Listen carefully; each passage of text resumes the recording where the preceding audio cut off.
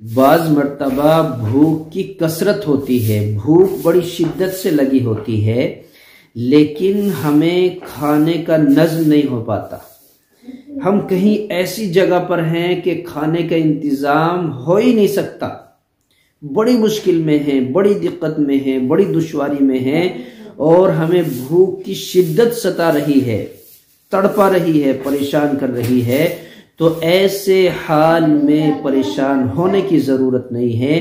اللہ تبارک و تعالی نے کچھ نظامات، کچھ انتظامات ایسے بنائے ہیں کہ بندہ ان کو اختیار کر لے، ان تدبیروں کو اپنائے تو اللہ تبارک و تعالی اس کی بھوک کو مٹا دیتا ہے۔ یا ان لوگوں کے لیے بھی ہے کہ جس نے روزہ رکھا اور دن میں ابھی دوپہر نہ ہوا، 2-3 نہ بجے، شام کا وقت بہت دور ہے، بھوک نے ستایا، اب اس کو چاہیے کہ وہ الصمد، اللہ کے 99 ناموں میں سے ایک نام یہ ہے کہ الصمد، اس کو کثرت سے پڑھے۔ کچھ منٹوں، کچھ وقت پڑھنے پر انشاءاللہ آپ کو بھوک کی جو شدت ہے، بھوک کا جو زور آپ کے دل و دماغ پر ہے، وہ ختم ہو جائے گا۔ اور یہ مجرب ہے، کیونکہ الصمد یہ اللہ کا خاص صفاتی نام ہے، اور بندہ جو اس کو یوز کرتا ہے تو اللہ اس کی بھوک مٹا دیتا ہے۔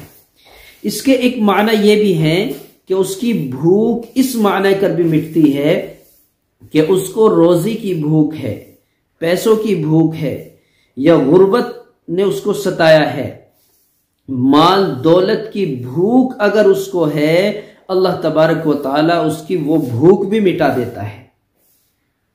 جب بندہ کثرت سے اس کو پڑھتا ہے تو وہ اللہ تبارک و تعالی الصمد کی برکت سے روزی کے اسباب، روزی کے راستے کھول دیتا ہے۔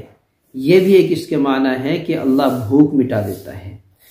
پیٹ خالی ہے تو بھی پڑھے، پیٹ بھر گیا، بھرا یعنی کہ ہمارے اللہ تعالیٰ نے جو پیٹ کی غذائیت رکھی ہے اور اس کی شدت نے ہمیں ستایا، تو ہم نے کثرت سے پڑھا تو وہ شدت ختم ہو گئی۔